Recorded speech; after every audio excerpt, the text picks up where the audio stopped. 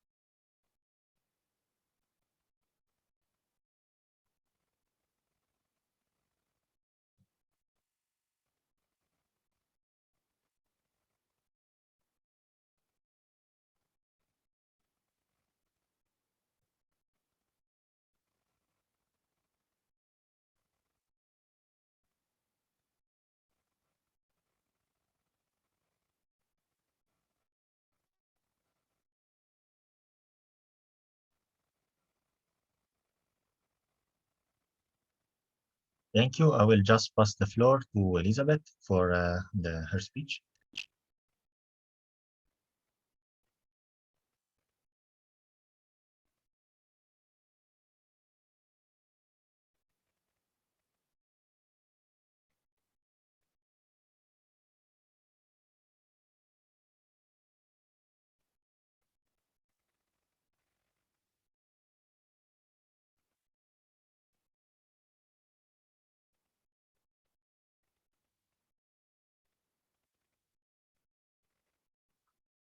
Maybe we can stay on 20 to 30 as you prefer this time.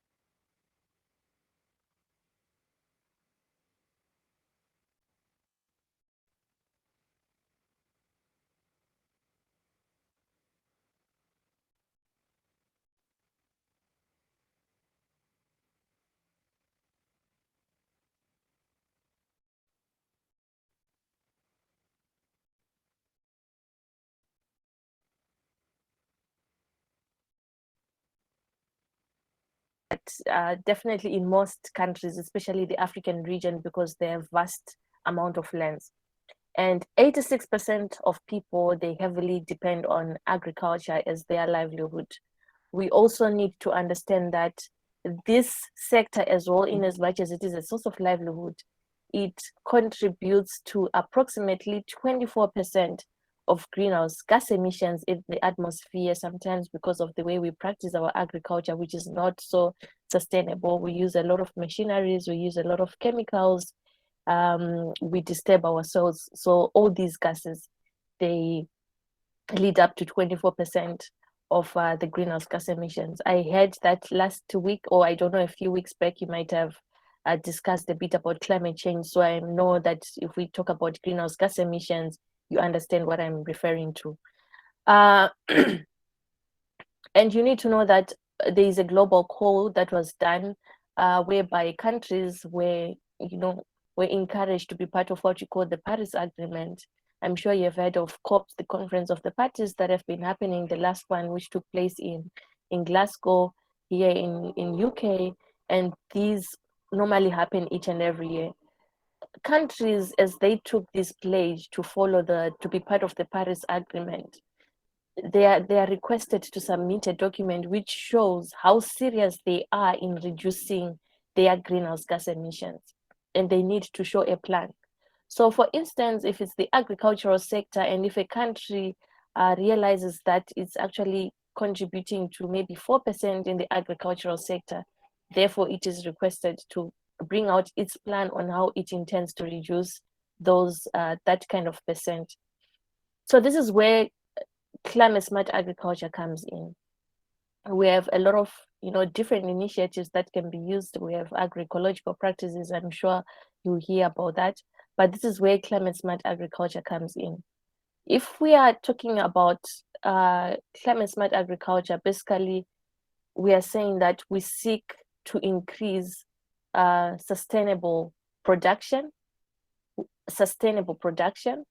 and to strengthen the farmers' resilience. At the same time, we have to make sure that we are reducing agricultural greenhouse gas emissions. I'm sure I've said this word more than once now. And as we also try by all means to increase our carbon sinks to strengthen food security. So I'll just try to simplify this. If we are talking about climate smart agriculture, basically we are talking about three things. Number one, we need to improve our productivity in a more sustainable manner, right? we are all doing farming and not, we are doing farming so that we can benefit from it.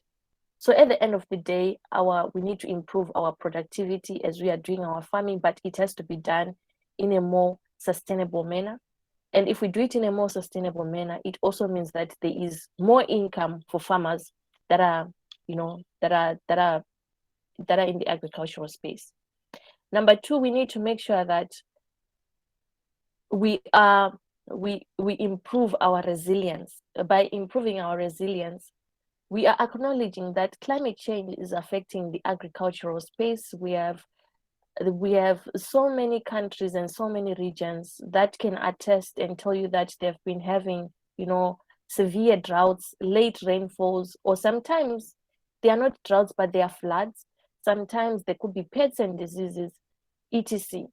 Our farmers need to be resilient. They need to be prepared for all those climate catastrophes.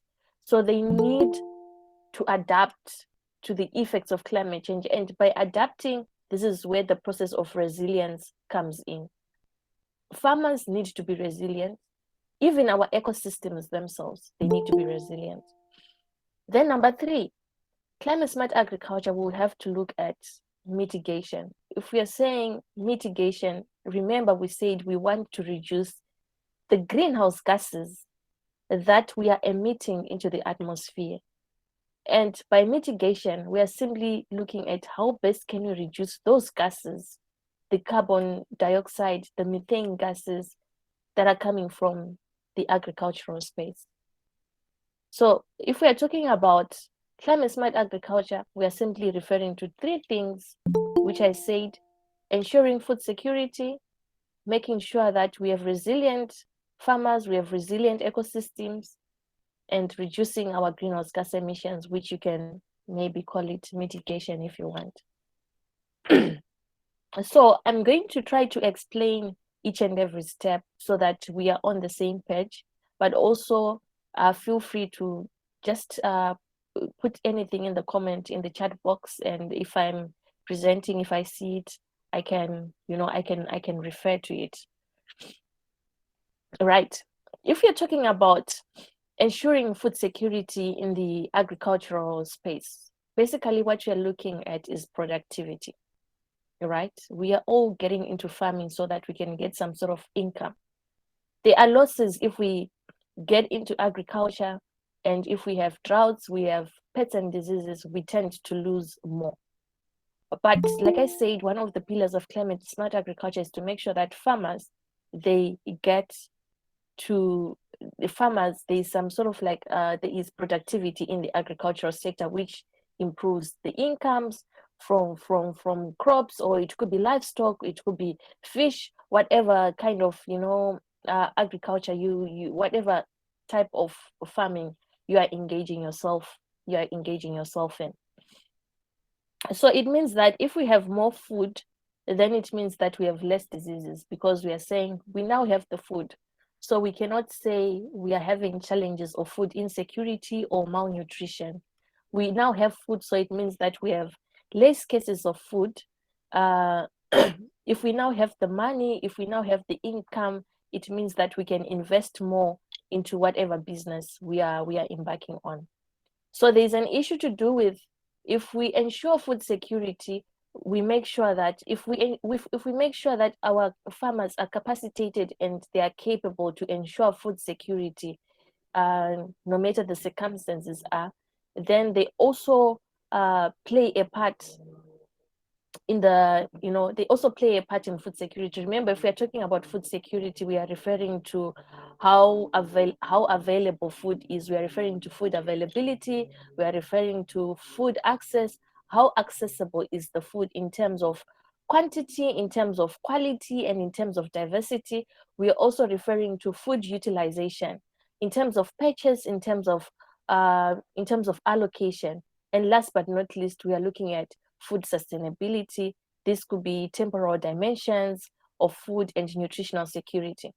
So this one pillar of ensuring food security will assist us as communities, as governments, as nations, as regions, to tackle all these four things that I've mentioned about food availability, food accessibility, food utility, and food stability.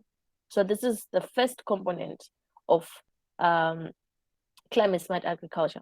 We now move on to the second component, which is on adaptation, whereby I was saying that we need to make sure that our farmers and our ecosystems are resilient. The way we have managed to tackle this in our country, right now we are looking at diversifying. You know, in our country, normally maize is our staple food. But because of the droughts that we have been currently having now and again, it has been difficult for us to sustain even the economy. So we are now looking into diversity, making sure that our farmers, they also get to grow drought tolerant crops like millet, like sorghum, and then at the end of the day we can actually add value to some of these products. So by adaptation, we are simply making sure that there is a diversity of livelihoods, and we need to reduce the risks that are in the agricultural sector. So agricultural strategies in terms of adaptation, they are quite broad, and people can decide to, to do various things, but making sure that communities are resilient and they can be able to adapt. Like I gave you an example of an adaptation measure that we are taking here, here in Zimbabwe, of making sure that we are diversifying and making sure that we are encouraging our farmers to consider drought tolerant crops. It might not be crops, but also in terms of livestock, we also need to make sure that there are variations, and we have, people who know more about genetic diversity to make sure that even the livestock that we have, they can adapt in that type of area as well. So like I said, it could be you can adapt and you can invest more into water storage. The first speaker was talking about water shortages in India, not only in India, but water shortages is a challenge in most developing countries. So this could be implementing water storage facilities, making sure that there is enough irrigation, making sure that we also get to harvest rainwater. We need to come up with proper infrastructure to enable us to harvest rainwater. Most of the times we lose a lot of water when it rains. There's a lot of water that is just flowing and we do not get to harvest it, which is quite a pity for us as we are in this climate changing era. So we need to invest into that and make sure that we also consider things like drought tolerant crops, like I said. Then on the third part, in terms of mitigation, like I said, mitigation, this is where we are saying that as we are practicing our agriculture, we know that we have been damaging our ecosystems. We know that we have been damaging our soils. We know that we have not been practicing our agriculture in a more sustainable manner. So as a way of reducing our greenhouse gas emissions in the agricultural sector, what do we have to do? Number one, we need to understand that greenhouse gas emissions from the agricultural sector, they could be in form of carbon dioxide or maybe nitrogen, poor nitrogen management, and also methane. Most people will ask, most people always say, whenever people have livestock and they think like most of the greenhouse gas emissions from the livestock sector, they come from, okay, can I please take a break for just a minute? I just need to connect my PC to the charger before it switches off. Sure, sure.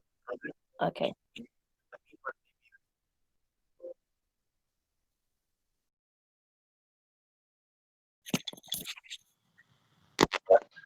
Professor Muriel, if you So I wish it's our very much opportunity that our principal madam, Dr. Indrani Deb is present in this webinar, and that the first time after the MOU with the Climate Social Forum, we make this webinar on the climate change mitigation. So I would like our principal madam, Dr. Indrani Deb, for making welcome address With us, Elizabeth is present and Samson is present, and of course, our most of our guide, Dr. Domenico Vitro, is also present from Italy. So, madam, please, are you present, madam? Hi, yes, I'm present. Thank you, So, Pure. And I'm so glad that this webinar could be organized over here. And thanks to Elizabeth and Samson for their inputs in the webinar on climate smart agriculture. And this is a very pertinent topic, and I'm very happy that more could be signed between our two institutes.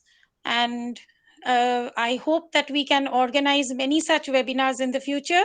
And thank you all again for being here and for speaking about such an important topic in today's times. But personally know very little about this topic, but I do wish that we can organize such webinars for the benefit of our students and for the community at large. Thank you so much.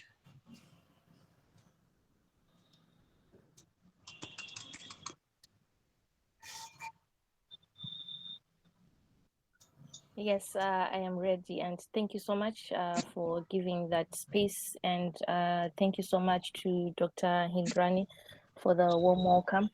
I will continue with my presentation. We were now talking about the third pillar, which is mitigation. On mitigation, like I simply say that we are saying that we acknowledge that in the agricultural space, we have been practicing unsustainable agriculture, and therefore the way we have been practicing unsustainable agriculture as human beings, it has contributed to, a lot of gases accumulating in our atmosphere, resulting to global warming at the end of the day, which results to climate change. So some of the gases that come from the agricultural sector, like I mentioned before, we have carbon dioxide, we have nitrogen, and we have methane. And I was trying to give an example that most of the people think that when we are talking about, my apologies, I think there is some background noise that is happening. If you can check your microphones. Thank you so much. Like I said, if we are referring to livestock, most people would think that greenhouse gas emissions from the livestock, they do come from manure. Actually, the most greenhouse gas emissions from the livestock sector, they do come from what we call enteric fermentation. Enteric fermentation, this is when when animals burp. When they burp, they produce or they release certain gases, and some of those gases, there is methane that is released through enteric fermentation. Of course, if there is poor manure management, yes, it can actually contribute to greenhouse gas emissions, but the percentage is not as high as enteric fermentation. And as a way of trying to reduce greenhouse gas emissions from enteric fermentation, we need to make sure that we are giving nutritional and quality feed to our livestock. If we give our livestock quality and nutritional feed, it actually reduces these gases as the enteric fermentation process occurs. So we need to make sure that if we are into farming and we are doing livestock, we need to make sure that our livestock are eating healthy foods. If they eat healthy foods, quality feed, this actually improves and limits the types of gases. Then in terms of the way we practice our farming, we practice as we are doing our agriculture. There is a lot of soil disturbance that happens when we are doing our farming. And of course, if we disturb the soil, we are releasing carbon dioxide that has been captured by the soil. So we need to make sure that we are very careful as we do that, because at the end of the day, we need our soils to be of good quality. If our soils are of not so good quality, and even because if we keep on tilling the land now and again, it loosens the soil structure. So we have to be very careful as farmers not to loosen our soil structure, and make sure that our soils are of good quality as well. So there is need for minimum or minimal soil disturbance as we are practicing our agriculture. Then nitrogen, of course, I talked about nitrogen in terms of how we manage, nitrogen fertilizers. It is sometimes we do not even manage it so well, to the extent that it ends up being released back into the atmosphere. So there is great need and great importance for us to be able to understand, some of the things that we do as farmers, unaware or aware, that contributes to greenhouse gas emissions. Sometimes we use, a lot of heavy machineries that contributes to, a lot of greenhouse gas emissions. We use a lot of pesticides that also contributes to that. We can actually get to treat our pests, but in a more sustainable manner, not using pesticides.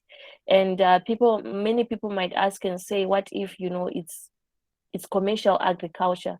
There is a way we can still practice our commercial agriculture in a more sustainable manner, like some examples which I have given to you in terms of dietary additives when it comes to livestock and feeding practices. So I can say that these are, some of the things that we need to put into account when we are talking about climate smart agriculture. We constantly need to make sure that our people are aware of, of climate smart agriculture. We disseminate as much information as we can in terms of climate smart agriculture. We try to engage even scholars, students, even students still at primary level, to understand about climate smart agriculture, and for them to practice it, because it's more real when you practice it than when you talk about it. Even when we have our community gardens or even our school gardens, it is always good to practice climate smart agriculture even on a small piece of land. That way it becomes easy even for students to relate to what exactly we are talking about, uh, uh, to actually put it into practice and see if it's something that really works on a small scale or something that really works on a larger scale. So without saying much, I think this will mark the end of my presentations. I am open to any questions or any recommendations or any additions, but I want to thank you for inviting me to speak. Thank you so much.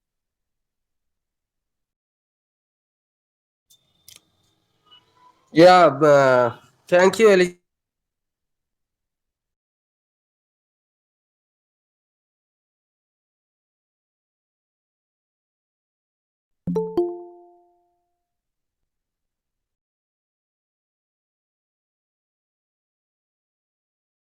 So there is a problem or village.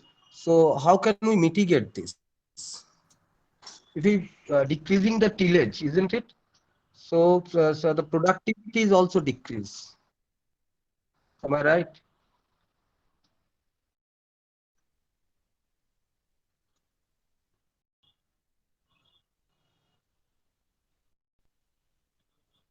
Okay. I'm audible now clearly. Yeah. So my question is that tillage or minimum tillage or zero tillage is a good practice for climate smart agriculture, but there is some problem arise that the productivity of the crop. When we make zero tillage or minimum tillage, the production of the crop is reduced. So the marginal farmers actually facing loss in this case.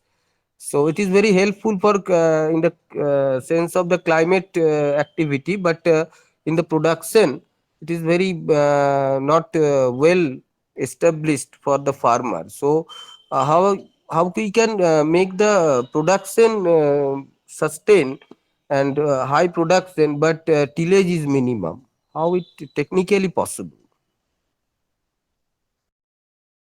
Thank you so much for that question.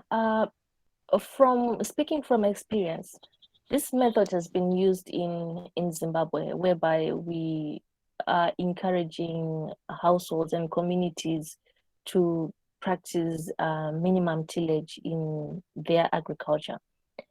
from our end, it has worked. Actually, it actually improved the crops, considering that we had a lot of seasons whereby it did not improve the crop, but it improved productivity, considering that we were affected by droughts for, we are constantly being affected by droughts. But as we are practicing minimum tillage, we are also making sure that there is a component of soil moisture. We are making sure that our seeds or our food are constantly moisturized to enable the germination of those seeds. And it has showed positive results from our end, speaking for Zimbabwe as a country. One challenge that people have identified in doing this method, it was not an issue to do with productivity, but it was an issue to do with labor intensive, because the process is so much labor intensive, because you need to use a hoe. We avoid the use of machinery because we are talking about minimum soil tillage. So maybe in a space of 30 centimeters, you just put one hole, and you make sure that hole is at least 50 centimeters by 20 centimeters to enable people to add, manure, and, is something that can improve the quality of the soil. So I think there could be need for more research from your end, and get to identify and get to, more research will be required on certain places of land whereby you can get to compare. Maybe land A, you are practicing climate smart agriculture, and on land B, you do not practice climate smart agriculture. Get to identify the type of produce that you get from land A and compare it with land B, so that it's something that can be documented. And also encourage program exchanges from different countries that are practicing this kind of this type of agriculture, so that we get to learn from an informed point of view. Thank you very much, and I hope that I will get help from your technical help from your end when if I in contact with you in future. So it is very beneficial for us because I am in project on climate smart agriculture and in a research level actually. So thank you very much. So anybody have any question? তোমাদের কারোর কোনো question আছে climate smart agriculture?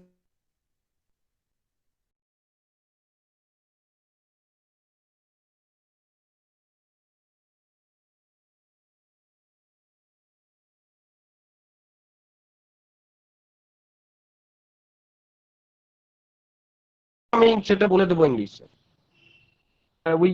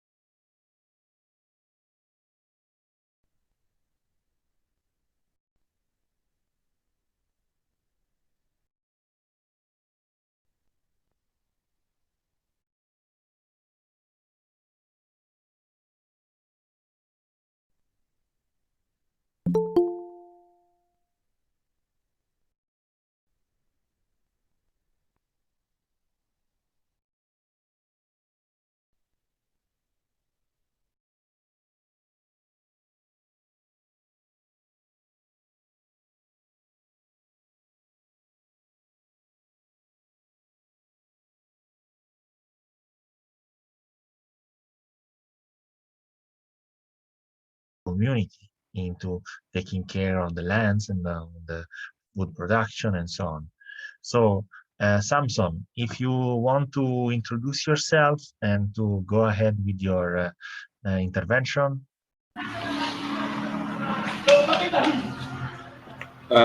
Thank you very much, Emilio, my friend from Italy, for allowing me to participate and also to be in this great webinar.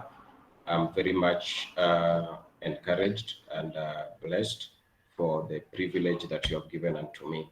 I want also to thank the entire staff, and also I want to thank the principal for also allowing us to speak to the school, the entire school. I want to thank also Professor Mukreje for this great opportunity, and also for this powerful time that you have given us to share.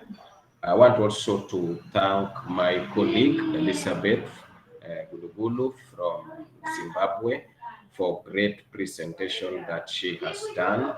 That is so great, and actually from the back of my view, I have realized that whatever I wanted to share, you have actually shared 80% or rather 90% of what I hold on my docket.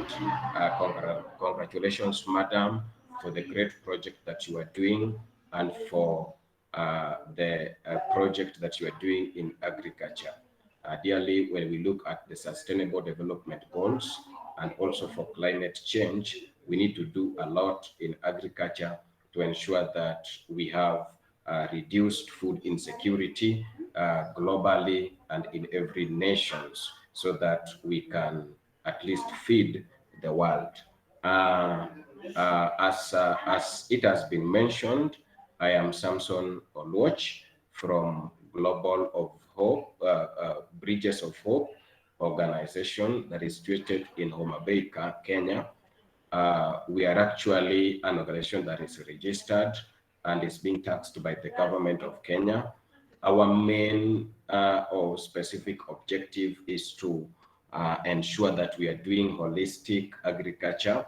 We are also involved in a holistic education, community development projects, and we have also environmental conservation.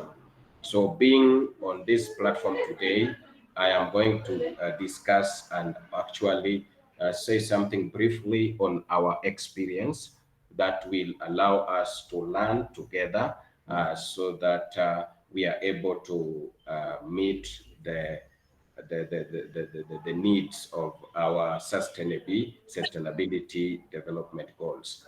I'll speak briefly on climate smart agriculture. Most of time you will hear me mentioning the word CSA. CSA is just climate smart agriculture. So a bit of introduction. I'll just summarize briefly what my colleague had mentioned on CSA, that is climate agriculture. It may be defined as an approach for transforming and reorienting agricultural development under the new realities of climate change. Just transforming and reorienting the agricultural development under the new realities of climate change. What we know and what we understand and what we experience in every nation globally, there is an actual climate change. And CAS is an integrated approach to managing landscape, cropland,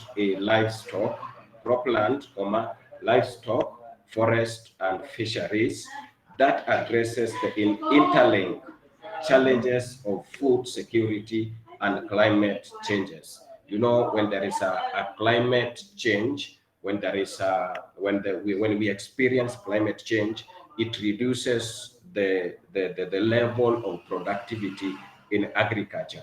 So this is an approach of managing the landscape to enable a farmer to produce. So basically, that is the summarized definition of climate smart agriculture. But I've derived it from what our sister has said. The most commonly used definitions is provided by the Food and Agricultural Organizations of the United Nations. You know, all these things that we are doing today, we have derived them from the Food and Agricultural Organizations of the United Nations, UN, that is the FAO.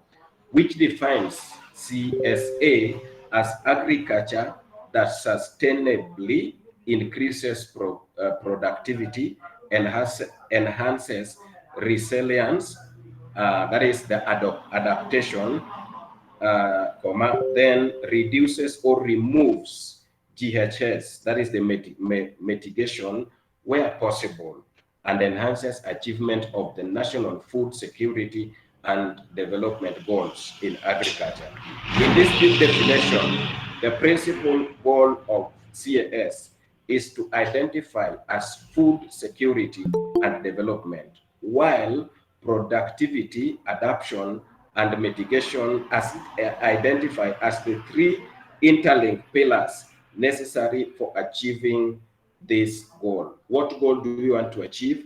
We want to ensure that the world, actually the world agricultural sector globally reduces the climate, reduces or minimize the challenges that we experience in the productivity level. Therefore, what is CSA? That is climate smart agriculture. What is it? It is sustainably increase productivity and income. We increase productivity and also we increase income sustainability. Sustainably, we increase the productivity, at the same time we increase income.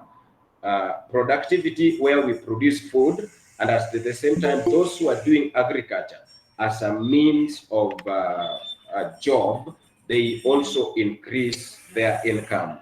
Number two, strengthens CSA is strengthens resilience to climate change and variability.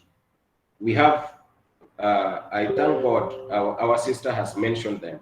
We have variables, we have varieties, whereby you'll see that what we are using in Kenya varies from the method that you'll be using in India, and at the same time in arid areas, at the same time in South Africa. So we have the variability, but what we do, or the main goal for climate smart agriculture is to strengthen resilience to climate change and variability. Number three, reduces agriculture contribution to climate change. Smart agriculture, like in Kenya, in most cases, in rural areas, when a farmer wants to start cultivating, and when the farmer wants to start preparing the land, sometimes they burn. When it is a bush or when the area is bushy, they burn at the top of those things, the weeds and what have you. So as Bridges of Hope, we are providing ways on how we can use to do away with the bushes area so that we cannot burn, because when we burn, a lot of carbon dioxide is produced to the air. Then at the same time, there are a lot of things that we also realize. That is another thing. So we reduces agricultural contribution to climate change. The last one, the fourth one, is national food security development goals. When we introduces, or when we use the patterns and also the ways of the methods of climate smart agriculture, we will increase national food security and development goals. We have, each country has got a development goal, what the country wanted to achieve at the end of the year in agricultural sector, what an organization wants to achieve. In number of cases, it varies, and then we have that of the national and the global development goals, what we want to achieve. So at the same time, we have the food security. So the climate smart agriculture will strengthen the national food security and development goals. I'll just say some few things on this, but it has been explained at a good level that we all have gotten something from it.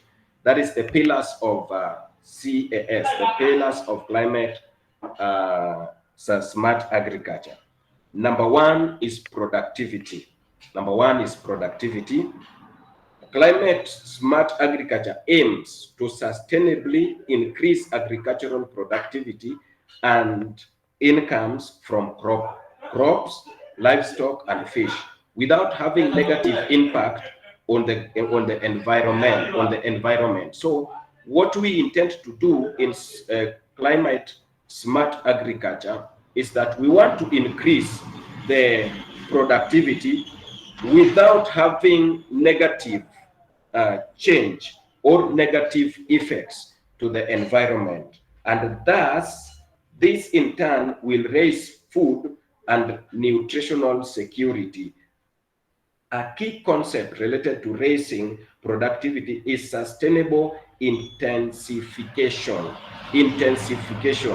Whereby, for example, if you are a farmer and you want to produce more and you want to reduce the negative changes to the environment, as Bridges of Hope organization in agricultural sector, we will advise a farmer to first practice what we call agroforestry.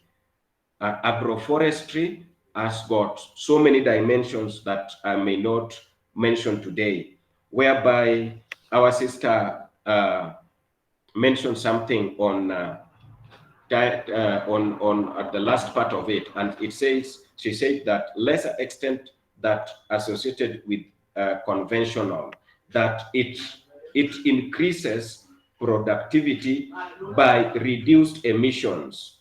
That is to pursue lower of food productivity. Emissions are the things that are released to the environment.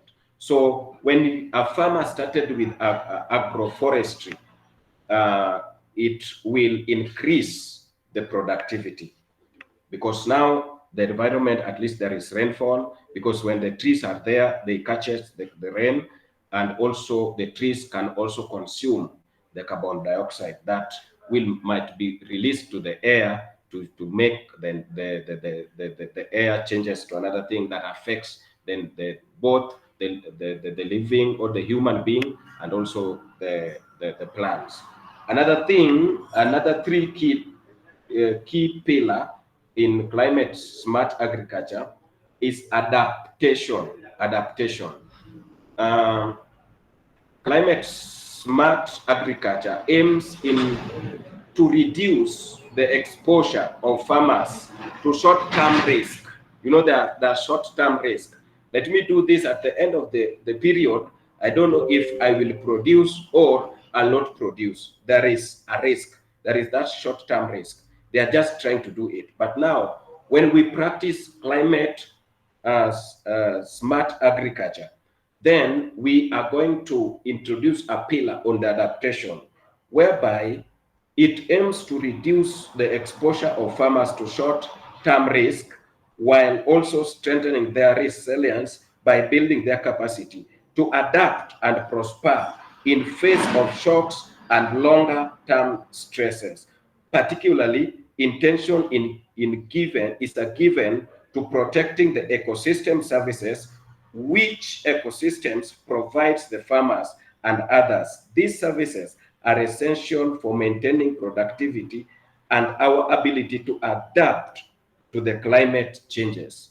There are sometimes, in my area right now, you realize that so many organizations are coming with value chains that are easily adapted with the climate change, because there are some years that you realize when it was now that the rain season should start, you realize it started after 4 months because already there is a climate change. So what we do is that we bring a system that will enable a farmer or enable the agricultural sector to adapt to a particular environment and practices in agriculture that will enable the farmer to reduce through the risks that they might experience during the time of their productivity or the process of productivity. Another thing that I will also mention briefly, where she actually based on, that is Madam Elizabeth Gulugulu, based on this, that is the mitigation, where and whenever possible, climate smart agriculture should help to reduce and or remove greenhouse gas. That is now the emissions. This implies that we reduce emissions for each calorie or a kilo of food, fiber, and fuel that we produce. Why do I mean by that? We avoid deforestation from agriculture, and we manage soils and trees in ways that maximizes their potential to act as a carbon sinks and absorb CO2 from the atmosphere. And this one will help the farmers to produce more, because when you want to do hydroponic, or when you want to practice different types of greenhouses, and if you are not going to reduce the carbon dioxide or the emissions or any other deforestations within the greenhouse, you'll end up realizing that you have a greenhouse, you have worked at a higher intensive, but at the end of the day, you realize that your seedlings or your crops or your products are drying up. So that is why we are trying to persist that we bring in the issue of mitigation. I want to maybe briefly, before I conclude, because I know we have questions and interaction times, I want to say something briefly that also my sisters mentioned, but I have classified them into almost 6 or 5. That is the key characteristics of CSA, that is climate smart agriculture. We have the key characteristics of CSA, climate smart agriculture. Number 1, CSA addresses the climate change. CSA addresses the climate change. Climate smart agriculture, contrary to conventional agricultural development, systematically integrates climate change into the planning and development of sustainable agricultural system. Conventional agricultural development does not include climate change in planning, but climate smart agriculture, when the farmer is planning or when an organization is planning, they will do they will integrate climate change in their planning, because at the end of the day, because the environment has been affected, you will realize that if you will not include the climate change in your planning, you might realize that you have a loss, or that some of the effects that you will see in your crops. So the climate smart agriculture addresses the climate change during the planning before you start even agricultural production events. Climate smart agriculture integrates multiple goals and manages trade-offs. Ideally, the CSA produces triple win outcomes: increased productivity, enhanced resilience, and reduced emissions. But often it is not possible to achieve all three. What do I mean? Frequently, when it comes to time to implement, CSA, trade-offs must be made. What do I mean by trade-offs? at the end of the day, what is the outcome? What are your profit? What are your challenges that you have faced? So ideally, you have to make that in prior.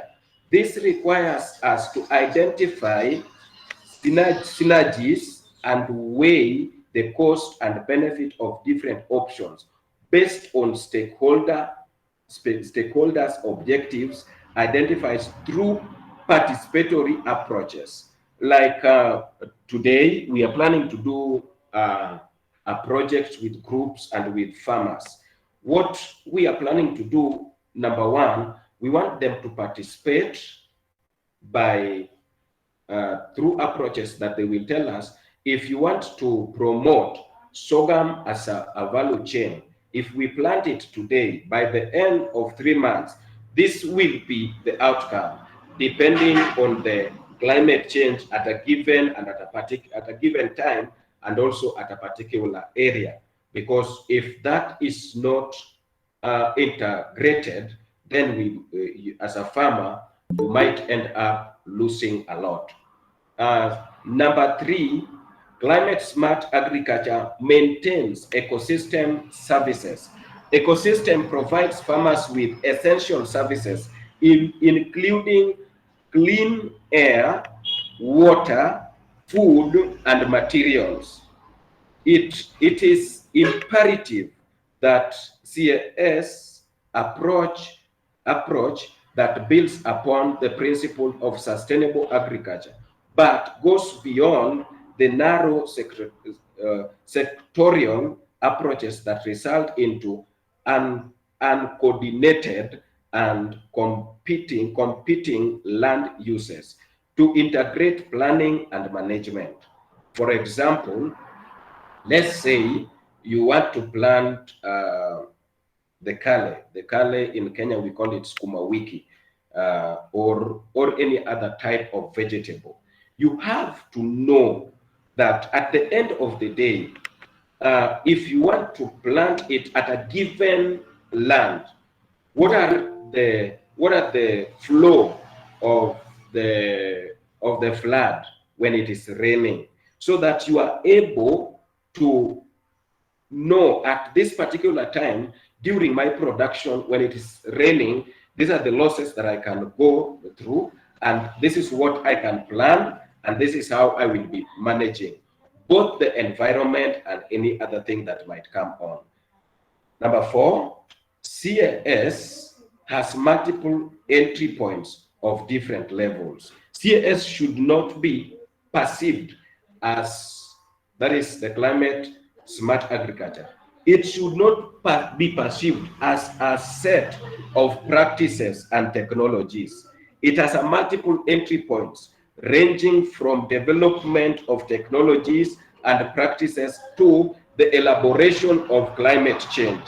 So we should not say that it is only practices, or it is the use of technology, or it is the use of certain thing. No. It should also be a wide range, whereby there is elaboration of climate change over given areas. Because in Kenya, where I am right now, there are areas that if you take technology, it is very difficult for a farmer to catch up with the technology. So what are the methods that you will use to introduce the smart, climate smart agriculture? There are so many ways that we can use. I'll share with you maybe later, and then it will be sent by our moderator to your platform. I'll share with him in his email, whereby the farmers are using the bags, they're using different things to make sure that what they want to produce is at the end of the day, you have gotten it. Because there are times you cannot see rainfall for 3 months or 4 months. And you know, human being, we will need food. We need that food to be there. We need green vegetable. We need green tomato. So there are ways we cannot only rely on the technologies and some other practices, but we catch up with a lot of methods that will walk along with climate change. Another thing that I will add there, I said, another thing that I will add there is that it are multiple entry points ranging from development of technology and practices to elaboration of climate change, models and scenarios, information technology, insurance schemes, value chains, and strengthening of institutional and political enabling environments. As such, it goes beyond single technology and at the farm level, and includes the integration of multiple interventions at the food system, landscape, and value chain, or policy level. Like we have the common policy for agriculture that enables a farmer to use varieties of climate smart agriculture system. Number 5, climate smart agriculture is a context specific. It is a context specific. What is climate smart? What is climate smart in one place may not be a climate smart in another place. For example, if you come to Kenya and you want to introduce the method that you are using in India, this might be totally different. Like our first speaker was saying, it varies. We don't. She was mentioning, like, I can quote her words, that it depends on how you uses it in your place. You see, we don't know the methods that you are using the other side. You see, so it is a context specific. So what you will practice here is different, but we can incorporate our ideas so that we practice them as we do what we call a test. We call it a survey. We see if this can be used this side.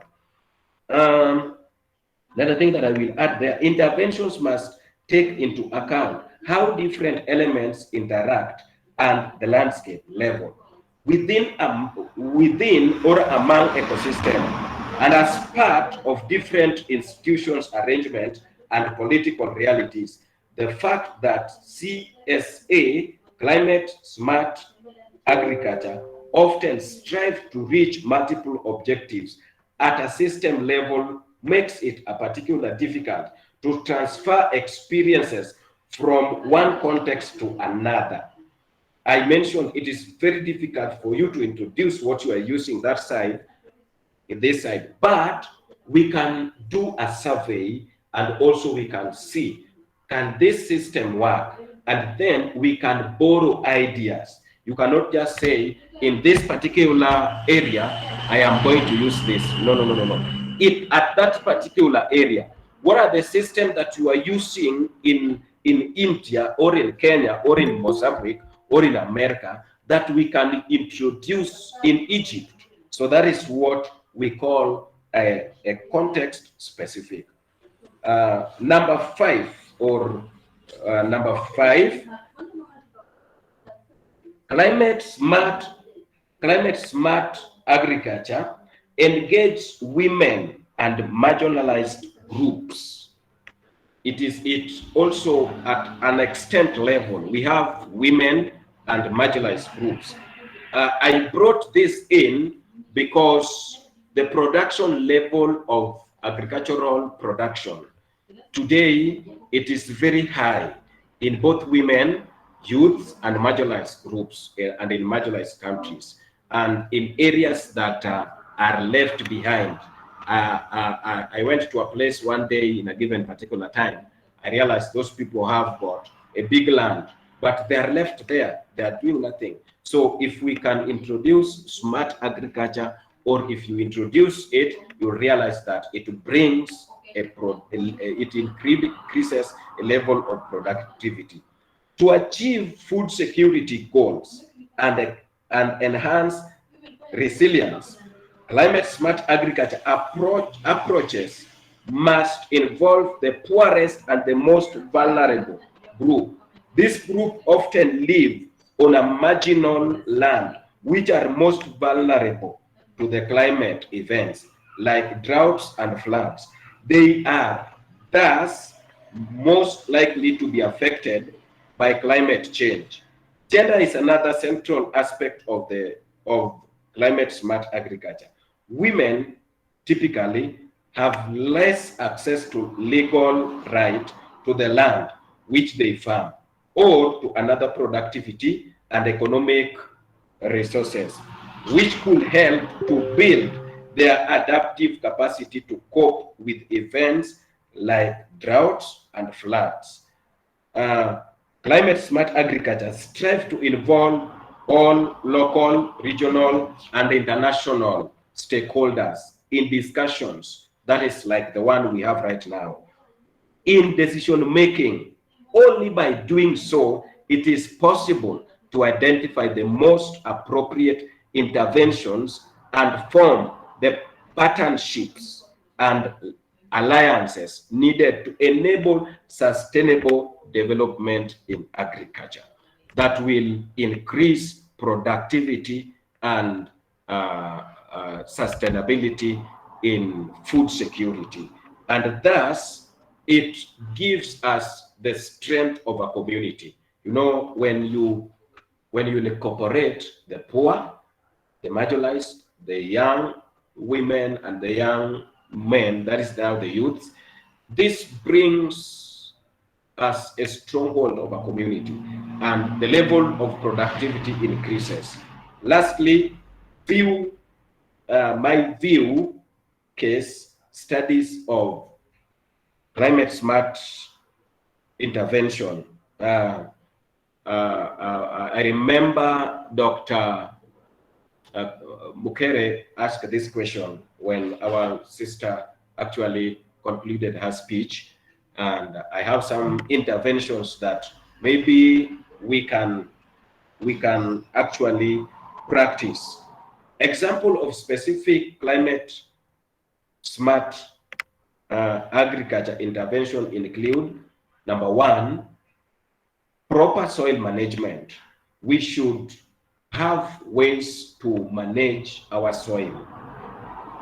Number two, drought tolerant maize or crops. Drought tolerant maize or crops.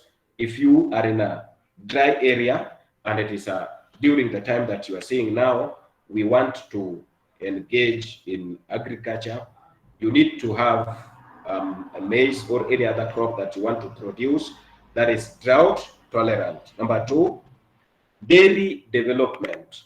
We have ways, so many ways on how to develop dairy farming. There are, like, you can start with hay grass planting. You do sort of things, dairy development. You make sure that what you are planning for the year will sustain you until the end of the year. So there is a development that is going to be done there. Then farming catfish intensively. Farming catfish intensively for the fish farmers, those who want fish that might be long-lasting and also resistant to the climate effects, so they can use catfish. That is very good. And carbon finance to restore crop fields. Carbon finance to restore crop fields.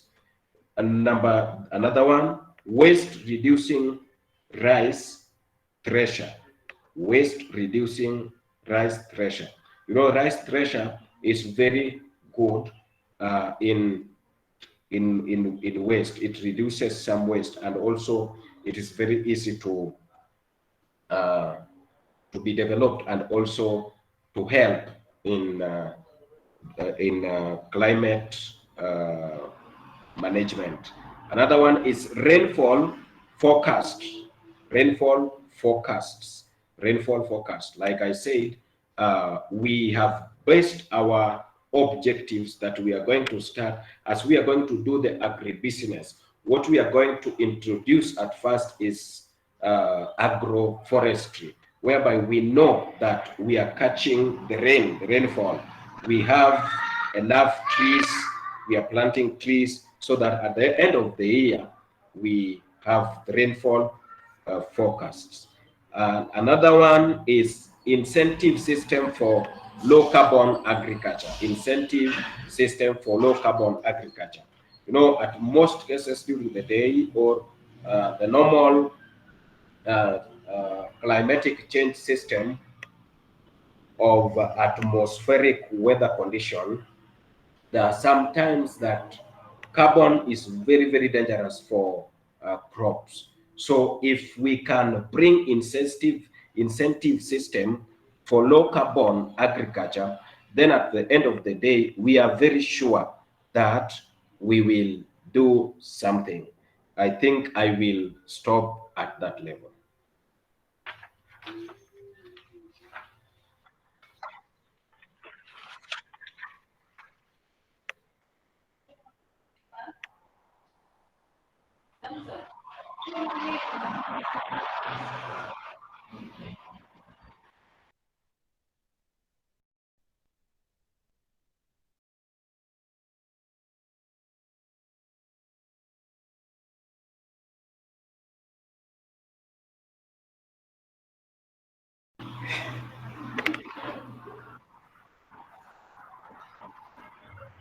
I gave the question in chat box actually.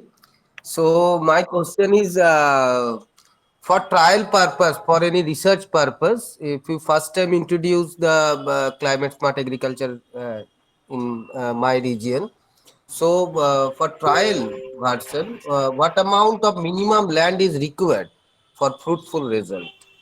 What about the minimum land required for trial? for okay, for you to try this the climate smart agriculture, it depends with the Yeah, area yeah. that you, yes, it depends with the area that you are coming from, but in a basic introduction, and if in a basic of trial, you need to have at least uh, 3 acres, but 1 acre in a given location and another one in a given location, or 1 acre, but you divide a half, or half a acre, half a acre, half a acre, but in different locations, so that you will know. Like you see in Kenya, let's take for example in where I am coming from. It is Homa Bay County. We have places with we have dry areas, we have middle dry areas, and we have cold areas. So you see, if you want to try it where there is plenty rainfall, and where there is not that good rainfall, and where there is that minimal rainfall. So if you try in maybe with a half acres in 3 different areas, it will give you a way out for this.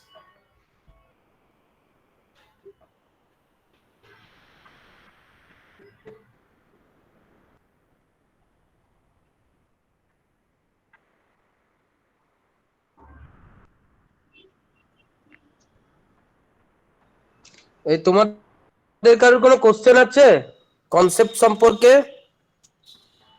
তোমাদের কিছু question থাকলে করো।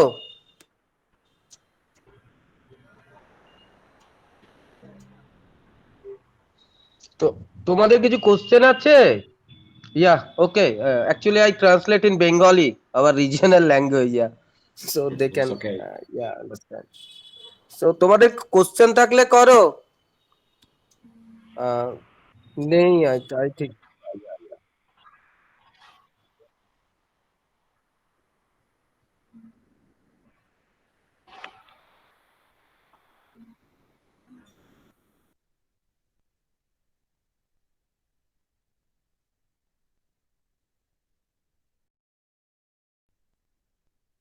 Yeah, and we will put on YouTube.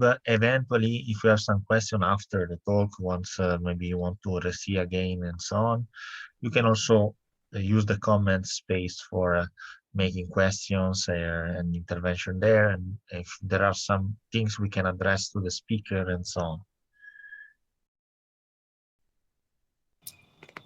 If So one thing I lastly says that today actually I submit the project proposal among this trial version of the smart agriculture, and three of you, Dr. Domenico and Samson and Elizabeth also. So please help me in this regard when I okay, progressing this process in future during my trial. And after that we think after 6 or after 1 year more or less, if I prove my trial fruitful, then I will get a bigger project in oh, behalf of our college, of course. So at that time I think you are also um, present in our group and team, and you help us, all of you help us in this regard. And I will just give my project proposal after 1 or 2 hours making the project finally. Yeah, so it is very fruitful for us and for me mainly, because I make this project, so I have so many input, so many technical input, and without Dr. Domenico, I cannot make it. And Samson and Elizabeth is so technically understanding the what about and how to make the first step for climate smart agriculture practices. Because I read it in theoretically, but I have no practical knowledge at all. But I get the practical knowledge from you.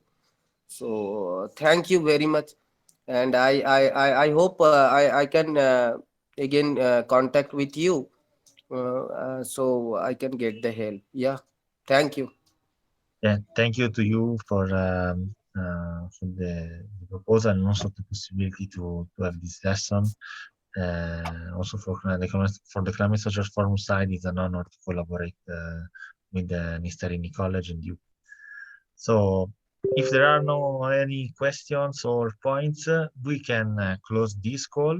And I don't know, Samson, if you want to say a few words or last word, last thing to the students, like a message or no.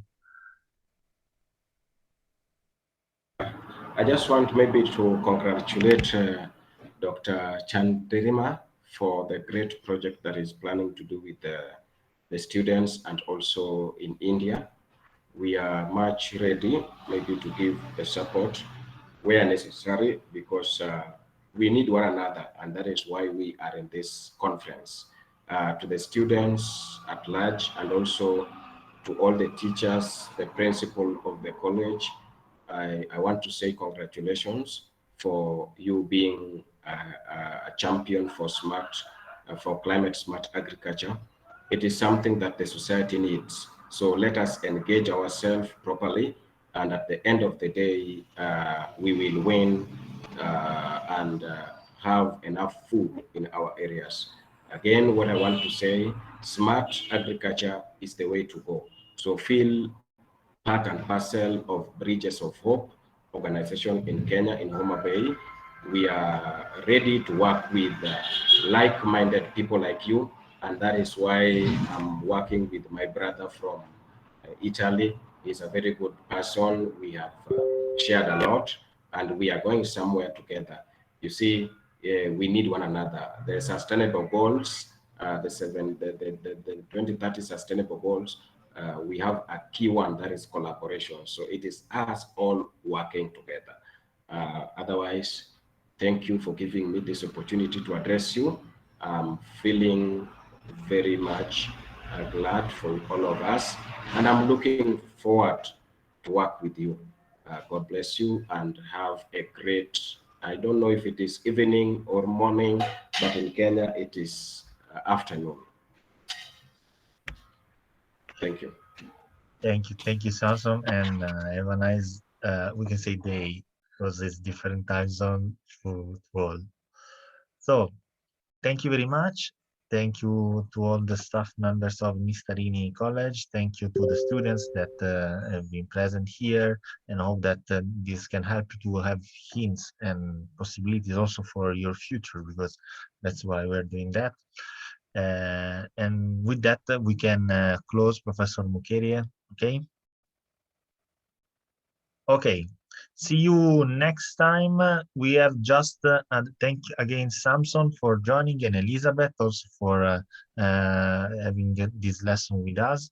And we have also the date for the next lesson of the program that will be on 15th of March on the history of climate change. But we will advise you through Professor Mukerie on the lesson. Thank you and goodbye to all. Bye. Thank you.